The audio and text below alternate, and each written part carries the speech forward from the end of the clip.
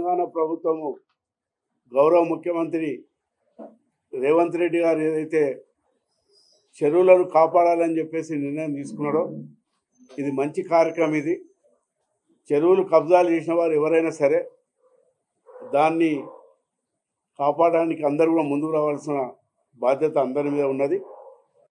ఆనాడు ఇరిగేషన్ గారు ఏదైతే చెప్పినారో ఆ రూల్ ప్రకారంగానే అప్పటి కలెక్టర్ గారు కూడా, ఎందుకంటే అప్పట్లోనే కొంతమంది మహేందర్ రెడ్డి గారు చెరువు దగ్గర కట్టిరాని ఒక రూమ్ రావడంతో అప్పటి కలెక్టర్ గారితో కూడా మాట్లాడి సర్వే చేయించేసి ఎక్కడైతే రూల్ ప్రకారం కట్టని అక్కడనే ఆ బిల్డింగ్ కట్టుకోవడం జరిగింది. అది చిన్న బిల్డింగ్. అది ఒకవేళ తప్పని తెలిసి ఒకవేళ నిజంగా రూల్స్ వ్యతిరేకం ఉంటే మరి ప్రభుత్వం ఏదైతే చేస్తున్నదో దానికి తప్పకుండా సహకరించి మేమే దాన్ని తీసేస్తాం.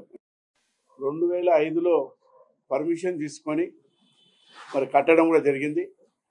మేము రైతు కుటుంబంకి వచ్చినటువంటి వాళ్ళము.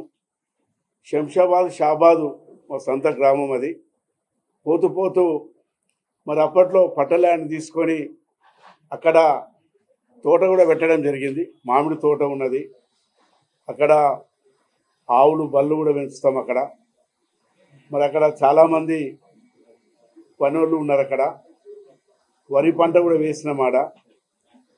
మరి అక్కడ ఏదైతే మా బిల్డింగ్ చూపిస్తున్నారో అదే అంగులు ఆర్భాటాలు లేకుండా చిన్నగా మేము కట్టుకోవడం కూడా జరిగింది. అది కానీ అప్పట్లో మరి నేను పొలిటికల్ ఉన్నా కాబట్టి మరి ఎప్పటికైనా ఇది తప్పులు చేయదనే ఉద్దేశంతో ఆనాటి ఇరిగేషన్ ఇంజనీర్లను పిలిచి రూల్ ప్రకారంగా నేను అది బిల్డింగ్ కట్టడం కూడా జరిగింది.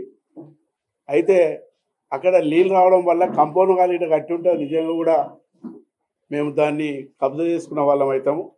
మీరు అందరూ కూడా పోయి చూడండి. కంపౌండ్ వాళ్ళు లేదు, ఏం లేదు. అది